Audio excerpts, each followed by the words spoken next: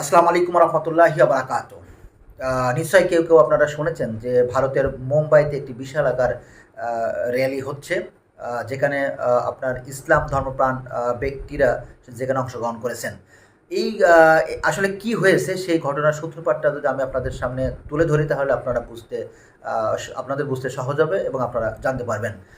নিশ্চয়ই আপনারা কেউ কেউ শুনেছেন যে এই বছরের আগস্টের শুরুর দিকেই আপনার মহারাষ্ট্রের একজন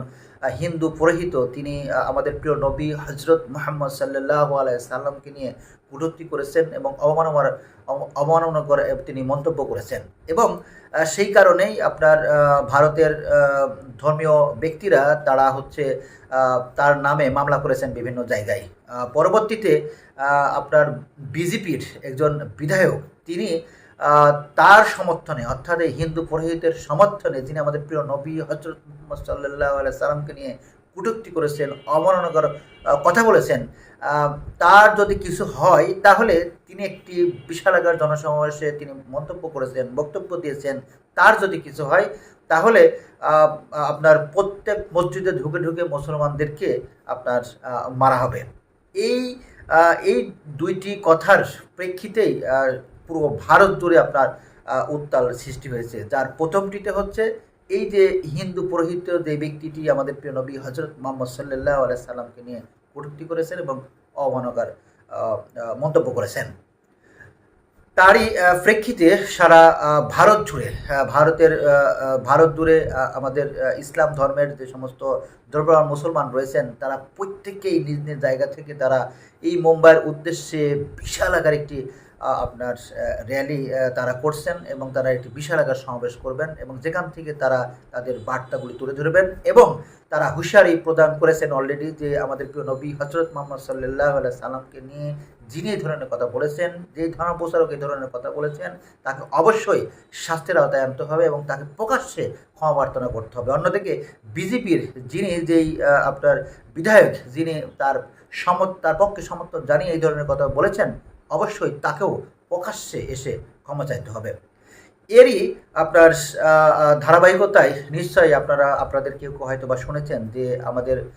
বিশ্বের যে সমস্ত ধর্মপ্রাণ ইসলামিক কান্ট্রি রয়েছে, যেমন কাতার, সৌদি আরব, তারাও কিন্তু এই যেই যেই আমাদের প্রিয় নবী হজরত মুহাম্মদ সাল্লাল্লাহু আলাইহি সাল্লামকে নিয়ে যারা এরকম কটূক্তি অবমাননার কথা বলেছেন, তাদেরকে আইনের আওতায় এনে এটা তীব্র নিন্দা জানিয়েছেন এবং তাদেরকে আইনের আওতায় এনে তাদের শাস্তির ব্যবস্থার কথা বলেছেন।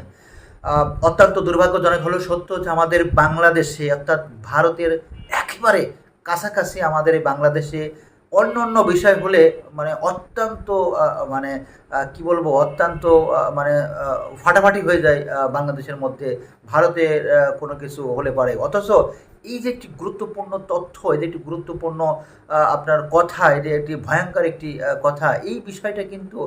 দেখেন বাংলাদেশের মানুষজন কিন্তু জানেই না। অর্থাৎ আপনি যদি আজকে ভারতে অন্য কোনো কিছু হতো, তাহলে নিশ্চিতভাবে বাংলাদেশের যে সমস্ত চ্যানেল রয়েছেন, সংবাদ মাধ্যম রয়েছেন, আপনার হচ্ছে আপনার যে প্রিন্ট মিডিয়া রয়েছেন, তারা কিন্তু ফাটায় ফেলতো নানা ধরনের ভিডিও করে, মানে মোদির পক্ষে, বিজেপির পক্ষে, ভারতের পক্ষে নানা ধরনের কথা বলে তারা ফাটায় ফেলতো। অথচ আমাদের প্রিয় নবী হজরত মুহাম্মদ সাল্লাল্লাহু আলাইহি সাল্লামকে নিয়ে এই পুরোহিত যেই আপনার আপত্তিকর কথা বলেছেন, এইটা নিয়ে কিন্তু বাংলাদেশের কোনো মিডিয়া এখনো পর্যন্ত কোনো মুখ খুলছেন না, শুধুমাত্র যমুনা টেলিভিশন ছাড়া। আমি ব্যক্তিগতভাবে যমুনা টেলিভিশন ছাড়া আমি আর অন্য কোথাও এই ঘটনা আমি বলতে শোনেনি। অথচ এই ঘটনাটি অবশ্যই বাংলাদেশের মানুষের এতক্ষণে ফেটে পড়া উচিত ছিল, বাংলাদেশের মানুষের এতক্ষণে তোলপাড় হওয়া উচিত ছিল, কিন্তু এই ধরনের কোনো কিছু এই বাংলাদেশে এখন পর্যন্ত সংগঠিত হয়নি। তার মানে নিশ্চয়ই আপনারা দেখেছেন যে গত 16-17 বছর ধরে ভারতের ভারতের আপনার এই যে ভারতের জন্য আমাদের এই বাংলাদেশের মিডিয়া থেকে শুরু করে সাংবাদিক ব্যক্তিরা কীভাবে তাদের সেটে তারা বড় হয়েছেন এই 16-17 বছর ধরে, তারই রেশ কিন্তু এখন পর্যন্ত রয়েছে। যার কারণে আপনার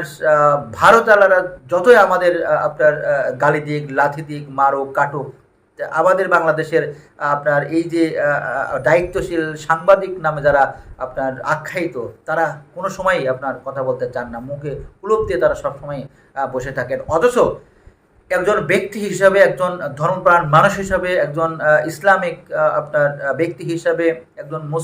মুসলিম ঘরে জন্মগ্রহণকারী ব্যক্তি হিসাবে, একজন নবী প্রেমিক হিসাবে অবশ্যই এই ঘটনার যখনই ঘটেছে এই ভারতের সাথে সাথে বাংলাদেশের প্রত্যেকটি মিডিয়াতে দেখানোর দরকার ছিল এবং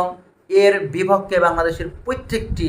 ইসলাম ধর্মপ্রাণ মুসলমানের এটার বিপক্ষে কথা বলার দরকার ছিল এবং আমাদেরকে প্রতিবাদ জানানোর দরকার ছিল,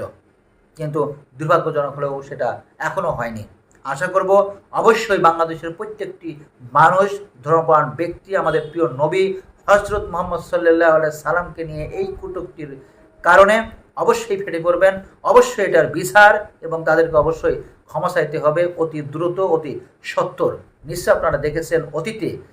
অতীতে অন্য কোনো কান্ট্রিতে যখন আমাদের প্রিয় নবী হজরত মোহাম্মদ সাল্লাল্লাহু আলাইহি সাল্লামকে নিয়ে এই ধরনের কটূক্তি করা হতো, ঠিক তখনই বাংলাদেশের মানুষ ঝাঁপিয়ে পড়েছেন, এখনও ঝাঁপিয়ে পড়বেন, সবসময় ঝাঁপিয়ে পড়বেন। আমাদের ফিলিস্তিন নিয়ে যেমন আমাদের কষ্ট হয়, আমাদের হৃদয় রক্তকরণ হয়, আমাদের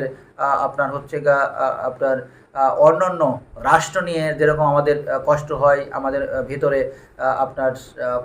ক্ষরণ সৃষ্টি হয়, ঠিক তেমনই আমাদের প্রিয় নবী হজরত মোহাম্মদ সাল্লাল্লাহু আলাইহি সাল্লাম এবং আমাদের ইসলামিক স্থাপনা থেকে শুরু করে যে সমস্ত গুরুত্বপূর্ণ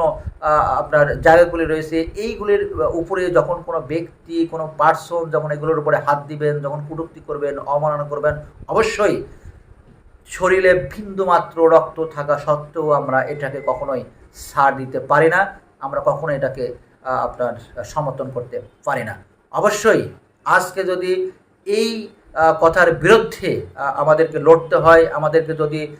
এই যুদ্ধে সামিল হতে হয়, অবশ্যই আমরা এটার পক্ষে সমর্থন জানিয়ে আমরা এই যুদ্ধে সামিল হব। সবাই ভালো থাকবেন। আসসালামু আলাইকুম ওয়া রাহমাতুল্লাহি ওয়া বারাকাতুহু।